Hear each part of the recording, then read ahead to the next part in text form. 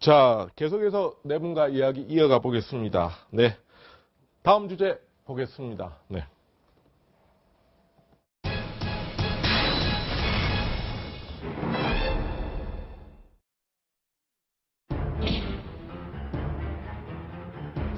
최순실 씨가 어디 있는지 대략 저희는 압니다. 박근혜 대통령이 최순실 선생님네 어머님 생신잔치에 가가지고 막 노래 부르셨다. 그거는 맞는 거예요? 그럼요. 일반적인 아는 사이에도 대통령은 가서 노래를 부르시나요?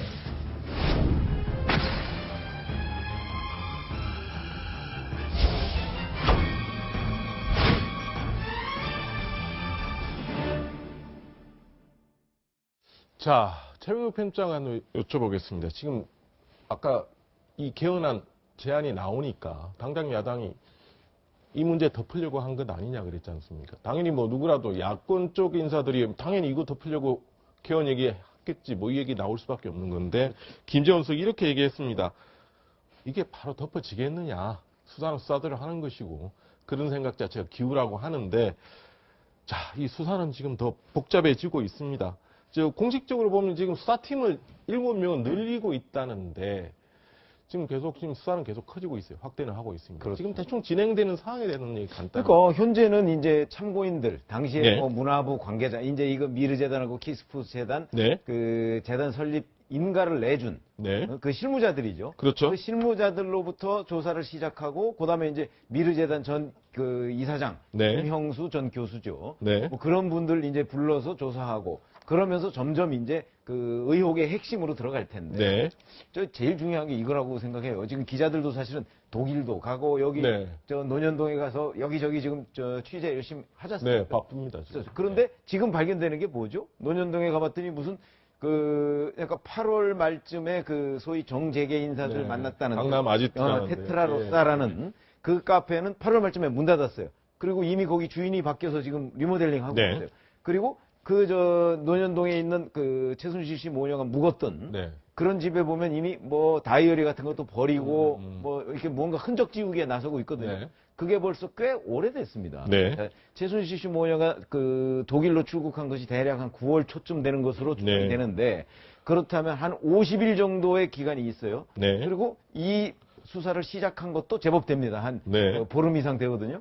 그런데 아직 압수수색을 안 하고 있잖아요. 음. 근데 지금 저희가 이렇게 취재한 걸 보면은 대충 증거인멸 작업이 광범위하게 지금 이루어지고 있는 것 같은데 네. 그런데 아직도 압수수색을 하지 않고 있다. 음. 그러면은 지금 이런 분들 불러서 지금 물을 때가 아니고 네. 사실은 그런데 빨리 압수수색부터 해서 근거 자료를 확보를 해야 될 거 아닙니까? 네. 근데 그걸 안 하고 있다는 점으로 봐서는 자, 수사팀만 뭐 3명에서 5명으로 늘리고 5명에서 7명으로 늘린다고 네. 그래서 이게 해결될 문제가 아니고 네. 그 수사에 조금 더 아주 원리 원칙대로 박차를 가야 되는 것이 아니냐 이런 생각이 듭니다.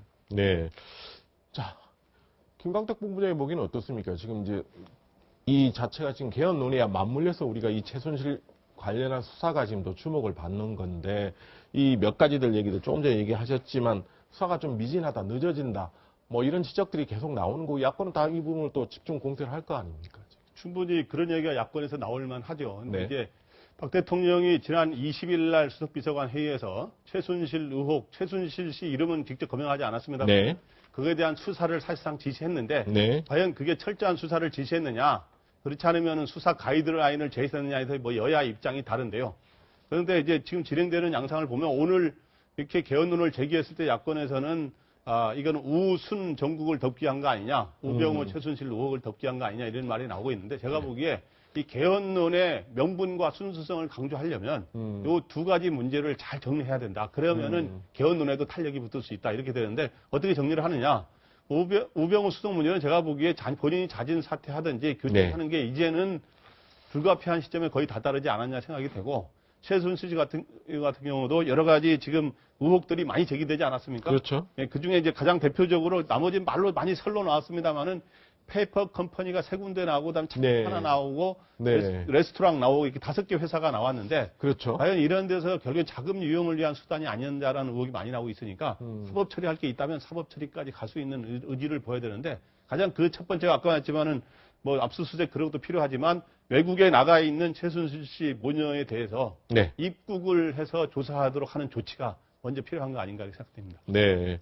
자, 김영기 교수께 지금 결국은 이 관련된 의혹들 지금 대통령이 분명히 엄정히 처벌하겠다 뭐 이렇게 얘기했지만 지금 아마 세간의 이 관심은 자꾸 이 하루가 지나면 새롭게 뭐가 나오니까 지금 이런 부분에 대해서 자꾸 수사가 제대로 안 되고 있다. 야당은 또 계속 이 문제를 파고들 것이고 네. 결론은 도대체 어떻게 해야 됩니까 이 부분은? 사실 이제 대통령께서 좀 더 명백한 이 문제에 대한 해결 의지를 보여주셔야 된다고 네. 보여집니다. 근데 오늘 국회에 가서 말씀하실 때 직접적인 건 아닙니다만 예산 예산과 관련된 정책 중에 문화융합 소위 네. 차은택 예산이라고 하는 게 네. 있는데 그게 한 9조 되는데 야당은 이제 네, 그렇게 그게 이제 올해 내년 예산에는 12조로 네. 더 키워지는 이제 네. 그런 부분에 대해서 계속 그것을 가져가겠다. 이건 나의 국정 철학이다. 이렇게 네. 감싸고 가는 의중이거든요. 그 말 속에서도 일정한 수사의 가이드라인을 제시한 것 같은 지난 22일 네. 말씀 중에서도 이것은 내가 했다. 네. 국정 철학이 담겨 있는 일이다. 이렇게 잘라가고 있기 때문에 그런 의미 오늘 심지어는 이 국회에 가서 많은 그런 오해를 받은 중에서도 그 사업에 대해서는 직접 언급하셨단 말입니다. 네. 야당이 벼르고 있는 사업에 쟁점이 될 수 있는 사업에 대해서 언급하고 가는 것은 일정하게 내가 지킬 것은 확실히 지키겠다. 네. 그러나 부분적으로 니네들이 알아서 해봐라. 네. 최순실에 대해서는 네. 의혹이 나오면 해결하는 척 이런 정도의 가이드라인을 주고 있는 것이 아니냐. 그런 의미에서 다시 한번 이 문제를 해결하기 위해서는 무엇보다도 사실은 결론적으로는 우병우 수석의 교체 또 명백하게 대통령께서 이 부분에 대해서 유체 이탈식의 어떤 말하자면 불법이 있다면 잡아 넣어라 이런 것이 아니라 정확하게 이 문제에 대해서는 네. 답을 주셔야 된다고 그렇게 보여집니다. 그리고 이 부분이 좀 정리가 돼야 개헌 논의도 좀 진실성을 인정받지 않겠느냐 이런 얘기 같습니다. 자, 김희정 의원 보시기에 이게 공적으로 최순실 씨 관련된 수사와 직결된 문제는 아니지만 최순실 씨 딸에 관련된 얘기라서 지난 4월 독일에 출국을 할 때 한 살배기 아기를 동반했다는 의혹 몇 가지 이제 출국 사실이 드러나서 그렇습니다. 독일에서도 그 같이 다녔다는 주민들의 증언도 지금 보도가 되고 있는데 어떤 내용입니까, 대략? 일단 결혼을 하지 않은 정유라 선수가 아기를 가졌냐 안 가졌냐라고 논란이 되는 것 같은데 그 자체의 뭐 개인사에 대한 가십보다는 네. 사실 규명해야 될 부분은 네. 그 학교를 못 나오고도 이제 학점을 받았는데 그게 이제 공적인 연습 때문에 못 받은 건지 네. 이런 사적인 이유 때문에 못 받은 건지 네. 그 부분에 포인트를 둬야지 뭐 네. 개인이 뭐 가족이 어떻다 저떻다 그런 거는 저희가 네. 논할 문제는 아닌 것 같습니다. 그렇죠. 그런데 이제 그런 공적인 것을 내세웠는데 사실은 사적인 걸로 이렇게 학점에 유력 대학에서 문제가 있었냐. 우리가 짚어봐야 될 부분은 그런 부분인 것 같습니다. 네. 그리고 또 하나는 정말 본인들이 이 최순실 씨나 이런 분들이 과거부터 대통령과 가깝게 지냈다라고 생각을 하신다면 본인들이 자진 출두를 해서라도 정말 이 국정 운영에 부담을 덜어줘야죠. 이렇게 나라를 혼란스럽게 하고 이게 지금 저희가 지금 이 공중파에 정말 여러 가지 좋은 정책 얘기 못하고 이렇게 하고 있는데 정말 결단을 해야 될 시점이지 않나 이렇게 생각을 합니다. 자, 관련해서 아마 이 최순실 관련 의혹을 해서 아마 지난 주말에 최순실 씨의 전 남편 정윤회 씨가 지금 본인의 여러 가지 신경을 한번 토로한 게 있습니다. 그리고 아마 정윤회 씨 부친도 현안에 대해 조금 얘기를 했습니다. 아마 좀 집안에 얽힌 얘기 같은데 한번 내용을 들어보겠습니다. 내가 뭐 알았다가 그러는데 몰랐어. 내가 한마디 들으면 우리 그 아들 같은 경우에는 국회의원 비서까지는 뭐 충분해도 대통령 비서로는 아마 조금 문제가 있은 걸로 생각을 할 수가 있죠. 대통령께서는 애는 그렇게 생각을 해서 박근혜 대통령이 최순실 선생님네 어머님 생신자체에 가가지고 막 노래 부르셨다. 그거는 맞는 거예요? 그러니까? 그럼요.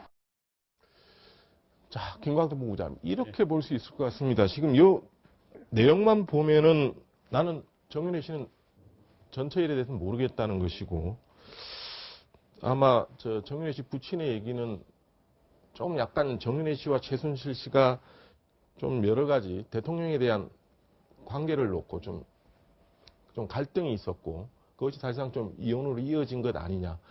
결국은 길게 보면 이 최순실 씨와 정윤회 씨가 헤어지는 과정에서도 박 대통령과의 관계에서 뭔가 좀 갈등이 벌어져서 그런 것 아니냐. 그런 뉘앙스가 있는 것 같아요, 지금 보니까. 네, 그런 거죠. 이제 정윤회 씨 부친 입장에서 보면은, 그러니까 이제 정윤회 씨가 결국에는 대통령 당선 과정에서 네. 정윤회 씨와 최순실 씨가 다 어쨌든 직간접적으로 돕지 않았습니까? 어느 네. 정도 도왔는지는 알 수가 네. 없지만은. 근데 이제 최순실 씨 같은 경우는 현재 그동안은 무슨 공식 직함을 맡고 있는 건 아니지만, 그렇죠. 아니지만 그 여러 가지 비선 실세로서 여러 영향력과 힘을 행사했다 이런 얘기가 네. 나오기 시작하니까 정윤회 씨 입장에서는 그건 내가 잘 모르는 얘기다라고 하는 얘기는 뭐냐 하면 지금 보면 주로 페이퍼 컴퍼니라든가 이 다른 이 카페라든가 이런 것도 생긴 게 보면 대부분 지금 작년 올해 사이에 많이 했더라고요. 네. 대부분 이혼한을 전후한 이후의 시점에 많이 벌어진 것 같고 그렇기 때문에 이런 부분에 대해서 실제로 정윤회 씨가 잘 모를 수는 있는데 네. 그래서 이제 정윤회 씨 부친 같은 경우는 이제 자기 아들이 이제 공식 라인으로 기용되지 못한 거 그리고 결국에는 권력에서 여러 가지 그때 사건으로 인해서 네. 비선 실세 그 전에 파문이 일지 않았습니까? 네. 물러난 것에 대해서 좀 섭섭한 감정을 갖는 것 같은데 그때 이제 소문 중에 하나는 최순실 씨가 오히려 주도권을 잡는 바람에 여러 가지 이런 공직을 맡지 못했냐 하는 이야기가 일각에서 정가 일각에서 흘러나왔죠. 네. 나왔고 여기서 이제 그 아버지가 박근혜 대통령이 그 최순실 씨 그 어머니 생일 잔치에 노래를 불렀다라고 말을 한 거는 최근에 이제 그 대통령 비서실장이 말한 거를 좀 일종의 반박을 한 셈인데 아는 사이지만 네. 절친은 아니다라고 하니까 네. 절친이 아닌데 가서 노래를 부를 수 있느냐 뭐 이런 거를 아마 이제 반박한 셈이 드는 것 같습니다. 네. 자, 최영욱 편자의 보기에도 결국은 이게 우리가 초기에 2년 전에 정윤회 문건 사건으로 한동안 또 어수선했지 않습니까? 그때 비선 실세 의혹은 이 정윤회 씨를 두고 했던 얘기인데 그렇습니다. 지금 이제 완전히 초점이 바뀌었다는 거고 그때 사실상 정윤회 씨도 그때부터도 사실 비선 실세가 아니었다는 뭐 그런 얘기 아닙니까? 이래 되면 최순실 씨가 먼저 그러니까 이거는 지금 시점은 없어요. 이 예. 그 정윤회 씨 아버님이 얘기하신. 네. 그러니까 이제 그 정윤회 씨 아버님이 이렇게 얘기했죠. 그러니까 유연애미, 그러니까 네. 이제 최순실 얘기하는 네. 거예요. 유연애미가 대통령한테 진언한 것이 있었나 봐요. 네. 그렇게 얘기했어요. 진언. 그렇죠. 어. 뭐 얘기했다는 진언이라는 게 뭔가 얘기했다. 예. 그래서 사이가 멀어졌고, 네. 그래서 그것이 이혼을 하게 된 계기가 네. 아니냐. 만약에 그게 아니라면 담배 피는 거밖에 없어요. 이렇게 네. 얘기했고, 네. 그게 아니라면 이혼 사유가 담배 피는 거밖에 없다 이 얘기거든요. 그런 걸 보면 이게 왜 저는 사실일 가능성이 높다고 생각하냐면 이혼한 직후에 사실은 정윤회 씨가 그 아버지가 사는 충북 계산군 그 집에 한동안 살았어요. 네. 그러니까 보통은 이제 81살 먹은 아버지하고 저 61살 먹은 아들하고 이렇게 잘 의사소통이나 뭐 이혼한 사유 이런 거 잘 얘기를 서로 잘 모를 가능성이 그렇죠. 높은데 네. 이건 같이 살았다고 한동안 그렇기 때문에 얘기를 주고받았고 지금 그 정윤회 씨 아버지가 얘기하는 거는 자기 아들한테 들은 여러 가지 아들 버전으로 얘기를 하는 거예요. 그렇죠. 그런 점에서 보면 저는 사실일 가능성이 꽤 있다는 거죠. 네. 그 아버지가 뭐 지금 지어낼 상황도 아니고 그렇기 때문에. 그런데 이제 정윤회 씨 같은 경우는 자기가 뭐 그 이후에 이제 최순실 씨가 이혼한 이후에 사실은 그 딸 입학시켰죠. 그다음에 이런 여러 가지 지금 의혹이 네. 생기는 회사들 다 그 이후에 만드는 거거든요. 네. 그러니까 그 부분에 대해서 정윤회 씨는 모를 수는 있지만 네. 어쨌든 박근혜 대통령의 관계나 이런 거로 볼 때는 저는 정윤회 씨 아버지가 얘기한 게 상당한 정도로 사실에 바탕한 것 아니냐 이런 생각을 가지고 있습니다. 그래서 오히려 정윤회 씨는 이 부분에서 가릴 건 철저히 가려야 된다. 오히려 이렇게 단호하게 얘기하더라고요. 실은 실제로 좀 이제 시각이 좀 다를 수가 있는데 그 실제로 정윤회와 최순실 사이에 누가 실세냐라는 질문을 한다면 네. 지금 인터뷰에 나왔다시피 정윤회보다는 최순실이 실세다 이런 얘기를 할 수 있지만 네. 그동안의 비선으로서의 영향력은 여전히 정윤회 씨도 있었다라고 보여집니다. 왜냐하면 총무비서관을 비롯해서 그동안에 박근혜 대통령이 국회의원 시절부터 지금까지 대통령실로 오기까지의 실제 스텝을 만들어주신 분이 정윤회이기 때문에 네. 여전히 자기는 빠져있더라도 컨트롤 타워로서 역할을 할 수 있다는 것이고 그 부분에 대해서는 시차의 문제가 있을 수 있지만 네. 여러 가지 많은 로비스트들이 최순실보다는 오히려 정윤회 쪽에 더 많이 로비를 하려고 달려갔을 가능성이 저는 높다. 이 최순실에 대한 얘기는 극히 최근에 더 많이 쏟아져 나온 것이고 네. 그전에는 기본적으로 정윤회가 밖으로 드러나 있기 때문에 그런 측면은 다시 좀 구분해서 볼 필요가 있다는 생각입니다. 정윤회 씨는 뭐 그 부분에 대해서는 네. 나는 뭐 별로 한 게 없다. 뭐 이런 얘기를 많이 하시니까 그건 한번 또 두고 봐야 되겠습니다. 네, 다음 주제로 넘어가 보겠습니다.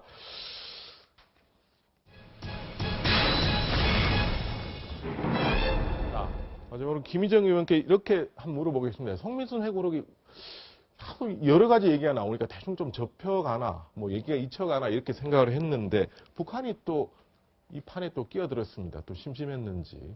북한이 오늘 조선중앙통신 본인 그쪽에서 남쪽이 당시에 인권 결의안을 어떻게 할지 물어본 적도 없고 기권이란 입장을 알려온 적도 없다는 겁니다.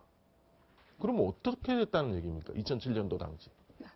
일단 북한 말에 네. 신빙성 자체가 굉장히 떨어지지 뭐 일단 그 않습니까? 신빙성이 있다 없다를 네. 떠나서 그 말만 놓고 해석을 하면. 일단 여러 가지로 지금 남한 내정 간섭을 하겠다고 나선 거죠. 네. 그러니까 그런 빌미를 준 것 자체가 굉장히 잘못됐다 생각합니다. 네. 왜냐하면 당사자인 문재인 대표께서 명확하게 얘기하지 않으니 그 북한까지 나서고 있는 거 아닙니까? 네. 그런데 저는 그 말의 정확도에 대해서도 짚고 싶은 이유가 네. 그 워딩 자체가 지금까지 나왔던 양측의 주장과도 완전히 갈라서고 네. 여러 가지 나온 정황들이 사전에 알렸든 사후에 알렸든 미리 북한이 알았다는 거에 대해서 이견이 없지 않습니까? 그런데 네. 그 말도 반박했을 뿐만 아니라 그렇죠. 과거에 저희가 천안함 폭침 사건 그리고 마전에 그 지뢰, 목함 지뢰 때도 네. 다 북한은 오리발 내밀었습니다. 그렇죠. 그 이번까지 해서 연속적으로 천안함, 그다음에 목함 지뢰, 그다음에 이번에 북한 인권 결의안 뭐 하나 신뢰가는 발언을 한 적이 없기 때문에 네. 북한의 말에 그 내용 자체에 신뢰를 할 필요는 없고 이런 식으로 간섭하고 나서는 그 행위에 대해서 한번 무슨 계산인지 지켜봐야 되지 않나 그렇게 생각을 합니다. 북한은 하여튼 여기 가만히 있지를 못해요. 보면 진짜 김각동 부부장 한번 네. 그러니까 문재인 대표가 왜 자꾸 그렇게 끼어드느냐 이런 식으로 반박을 했어요. 북한에 대해서 반박한 거죠. 네. 그래서 문재인 전 대표 입장에서는 지금 북한이 나와서 자기를 옹호해줘도 이게 문의한 적이 없다는 건 자기 편을 좀 들어준 셈이 되는 거잖아요. 네. 그런 모양을 비치는 것도 자기한테 도움이 안 되고 네. 또 북한이 나와가지고 야 문의한 적 있다 그러면은 진짜 안 좋은 것이고 네. 그러니까 어느 쪽이든 간에 문재인 전 대표는 북한이 끼어가지고 이렇게 하는 것들이 자기한테는 좋지 않고 또 그 이슈가 좀 잦아들만 해서 며칠 전에 웃으면서 아 이젠 그거 안 물어보시나요 그랬잖아요. 네. 그래서 춤을 좀 돌리는가 했더니 또 이렇게 자꾸 이슈를 만들면 문재인 전 대표 입장에서는 좀 네. 부담스러운 거죠. 그래서 어떻든 또 하나는 북한의 이야기는 이게 다른 정부 당국의 공식적인 입장이 아니라 조평통의 사람이 인터뷰하는 식으로 이야기를 했는데 네. 조평통이라는 게 기본적으로 대남 전략 차원에서 이야기하는 거거든요. 그렇죠. 기본적으로 여기 팩트가 뭐냐에 대해서는 전혀 우리가 신뢰할 수가 없어요. 좀 믿을 거 단순히 남남 갈등 조장이라든가 여기 대선 전국 활용이라든가 자기는 어떤 전략적 목표하에서 아주 의도적으로 발언하는 거기 때문에 그 말은 뭐 거짓말 탐지기를 갖다 댈 수도 없는 것이고 전혀 팩트와는 무관하게 이야기하는 거기 때문에 이거는 사실 여부를 판단하는 기준으로는 전혀 우리가 판단할 가치가 없습니다. 그러니까 이게 과거에 좀 보면 송민순 장관이 또 한동안 며칠 또 안 나타났어요. 안 나타났다가 또 가만히 있다가 또 이게 문재인 대표가 또 본인 얘기를 계속 이렇게 공방하는 것도 며칠 도저히 그냥 참기는 어려워서 또 이렇게 얘기했습니다. 공식적으로 저자의 입장이라고 별도로 배포했죠. 안보 관련 일련의 주요 후속 조치에 대한 회의는 문재인 대표가 당시 비서실장이 실제로 주재했다고 했습니다. 그런데 지금 계속 문재인 대표 쪽은 우리는 그 안보실장이 회의를 주재하는 것이고 우리는 그냥 참관만 했다는 거죠. 근데 그것도 그러니까 반박한 거예요. 그게 이렇게 보시면 될 겁니다. 그러니까 11월 지금 이제 16일부터 20일까지 회의한 것이 지금 문제가 되고 있는 거 네. 아닙니까? 네. 그런데 사실 그 전에 15일 회의도 있었어요. 그렇죠. 15일 회의는 안보정책 조정회의예요. 네. 그 안보실장이 주재한 거 맞죠? 예. 맞는데 거기에서 이제 의견이 완전히 엇갈렸어요. 네. 그리고 그 자리에 문재인 비서실장도 참석을 했거든요. 네. 그 완전히 엇갈려서 결론을 못 냈어요. 네. 그러다 보니까 16일 날 이제 노무현 대통령이 참석하는 그 회의를 연 거예요. 네. 그거는 이제 노무현 대통령이 사실상 주재를 했는데 거기서도 결론이 엇갈리니까 노무현 대통령이 거기를 떠나면 이건 이제 송민순 장관의 회고록에 보면 네. 그 떠나면서 회의를 더 좀 해보세요라고 네. 얘기한 거 같다고 그래서 거기서 결론이 안 났다 하는 게 송민순 전 장관의 주장이고 네. 문재인 전 대표 당시 문재인 비서실장은 여기서 사실상 기권하기로 결론을 냈다는 주장입니다. 네. 그런데 회의는 18일 날 또 있었어요. 네. 18일 날. 그리고 20일 날은 노무현 그 백종천 안보실장, 송민순 전 장관 이렇게 세 분이 또 회의를 했어요. 싱가포르에서 했죠. 예. 제가 싱가포르에서. 네. 그렇게 되는 걸 보면 전체적으로 느낌을 보면 여하튼 만약에 16일 날 확정됐다면 네. 그 이후에 두 차례의 회의라는 거는 있을 필요가 없는 거잖아요. 네. 그런 점에서 보면 송민순 전 장관과 지금 뭐 이렇게 의견이 엇갈리고 있는데 제가 보기에는 그러니까 안보실장이 설령 형식상 주재를 했더라도 네. 사실은 그 자리에 제일 중요한 거는 노무현 대통령의 뜻 아니겠습니까? 그렇죠. 그 뜻은 안보실장보다는 문재인 비서실장이 알고 있을 가능성이 더 많거든요. 네. 그러니까 아마 그 참석자들은 누가 주재했느냐가 중요한 게 아니고 실질적으로 문재인 비서실장이 어떤 의견을 내느냐 여기에 더 신경을 썼을 것이다. 라는 점에서 본다면 지금 송민순 전 장관의 주장이 저는 더 맞다고 보는 거죠. 네. 저도 찬성하는 게 다른 이제 외교 안보 관련된 분들은 말 그대로 그 분야의 전문가이기 때문에 참석을 한 거고요. 네. 비서실장이 참석할 때는 사실상 대통령 대리로 참석을 한 겁니다. 네. 그러니까 그 무게감에 있어서 훨씬 더 중요한 위치에 있고 또 회의를 한두 번 한 것도 아니고 이렇게 연이은 회의가 있었는데도 기억이 안 난다라고 줄곧 발뺌하는 거 정말 무책임의 극치라고 생각합니다. 네. 그러니까 지금 현재 그 북한에 물어봤냐 안 물어봤냐 이런 것도 지금 여전히 아직까지 불씨가 살아있는 거고 그러다가 지금 다시 그 회의를 누가 주재했느냐 제대로 실질적으로 주재했느냐 아니면 참관만 했느냐 이거 가지고도 지금 다시 논란이 있는 건데 아마 오늘 정진석 새누리당 원내대표가 회의를 나오면서 문재인 전 대표의 과거 본인이 썼던 책이죠. 운명이란 책을 들고 왔어요. 아마 그 책을 들고 나온 게 여러 가지 메시지가 있을 텐데 그 책 내용에 이런 게 있었다는 거죠. 실질적으로 지난 2007년도 부지실장을 할 때는 내가 실적으로 안보 현안에도 다툼이 많았기 때문에 내가 실질적으로 회의를 주재했다. 이런 표현들이 몇 군데 나옵니다. 그 책에. 그러니까 아마 그런 얘기를 강조하기 위해서 내가 그냥 실제로 주재한 것이지 참관이 아니다. 김영기 교수 어떻게 보십니까? 글쎄요, 이제 크게는 이런 것 같습니다. 그 당시에 그 2006년도는 말하자면 안보 그 인권 결의안에 찬성도 했고 그렇기 때문에 네. 2007년도는 말하자면 바로 한 달 전에 남북 정상회담을 했고 네. 이런 분위기에서 대통령 입장에서 자연스럽게 네. 입건하는 쪽으로 가자라고 하는 부분에 있어서 실제로 송민순 장관만이 사실은 찬성해야 된다는 입장을 네. 했기 때문에 다른 사람들의 말에 뜻에 의하면 이미 결론이 난 상태에서 네. 대통령이 좀 비서실장을 시켜서 홍 장관을 좀 설득해 보시오 이런 정도의 회의였지 네. 거기에 대해서 토론을 지속적으로 하면서 이걸 어떤 방향으로 할 거 아니었다 네. 이런 데에 대한 뉘앙스고 그렇죠. 송민순 장관은 여전히 그것이 결론 났다고 나는 보지 않는다 여전히 그때 우리가 찬성했어야 된다 네. 이런 것을 얘기하고 싶은 네. 것이라고 보여집니다 실제로 네. 보면 그런 의미에서 실제로 한편으로는 송 장관이 지닌 그 책 내용에서의 어떤 대통령님의 워딩이나 말씀의 진정성도 분명히 있다. 네. 송 장관 말씀도. 네. 그러나 전체 그 외에 나머지 사람들이 갖고 있는 무건의 어떤 컨센서스라고 하는 것은 거의 기권 쪽으로 흘렸기 때문에 그렇게 보는 입장도 또 양면이 다 같이 있을 수 있다라고 보여져요. 저는. 네. 알겠습니다.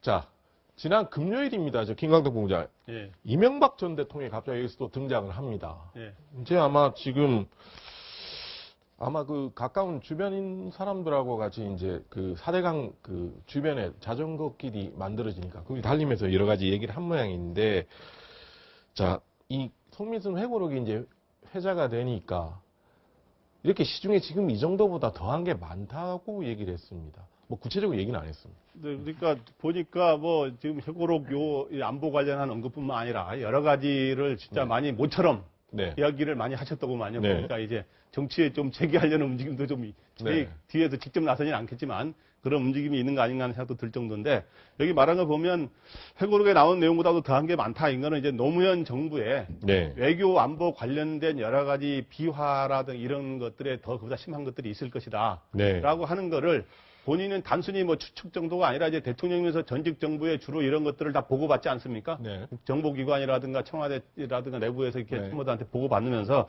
아마 이제 추측컨대는 이런 걸 겁니다. 아마 이제 당시 인권 대북 북한 인권 결의안 이 문제뿐만 아니라 여러 가지 정상회담 대화록 부분들 그때 이거 LNL 관련한 그게 그때도 논란이 됐었는데 여러 가지 이러한 것들을 다 보고받고 상당히 이제 알고 있는데 거기에도 문제되는 게 있을 수 있다.